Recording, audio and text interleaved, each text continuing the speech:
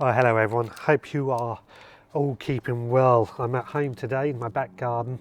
I'm just going to pot on these aubergine and tomato plants that I have right here. These were sown a while ago now, and it's kind of at the point I just want to get these planted on, and hopefully they'll produce some nice big plants. That door was meant to stay open. Let's try and wedge that open.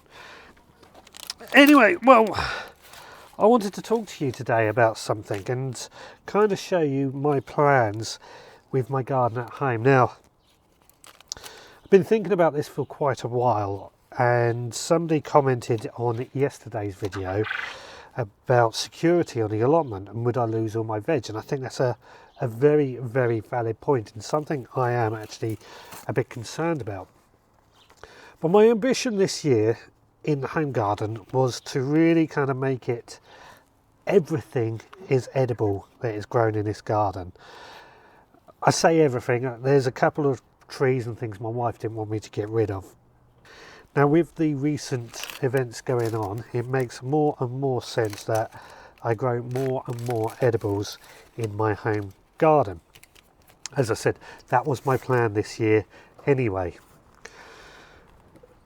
Now, the allotment, that will still grow quite a bit of food as well, but that is going to be more for the plants that can stay there, not what need a huge amount of work, but they can be there and hopefully they can look after themselves.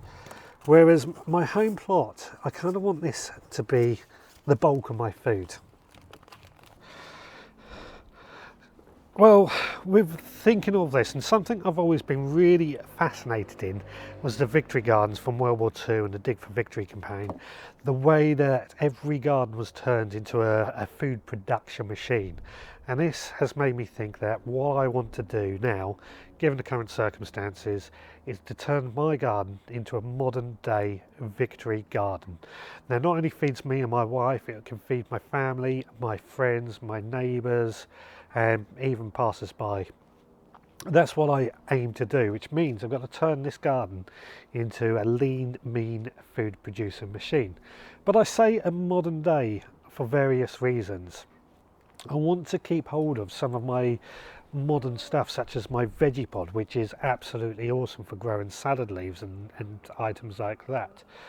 I also, plastic buckets I'm growing extra potatoes in, they're going to stay, and also just some rainwater butts and things like that that might be a bit more modern. I don't know if they existed in the Dig for Victory campaign. Either way, it's just going to be very, very modern, but I am sticking also with one of the mantras that came out of the Dig for Victory campaign: make, do and mend. So I'm not going to be buying anything in. I can't afford to buy anything in now, but what I have lying around I will be using. So what you can see behind me is my old chicken run, and I say my old chicken run because I was lucky enough to have been offered a second-hand omelette chicken run, which I've wanted for quite a while. And my plan was actually later on this year to buy one of the omelette chicken runs, and I built the bed that this chicken run currently sits on to fit that in. Unfortunately, the one I was going to buy it's not going to be possible. I can accept that. But the one that I have got is a bit more movable. So that is actually on the lawn at the moment, and the chickens are living in there and they are pretty happy with it.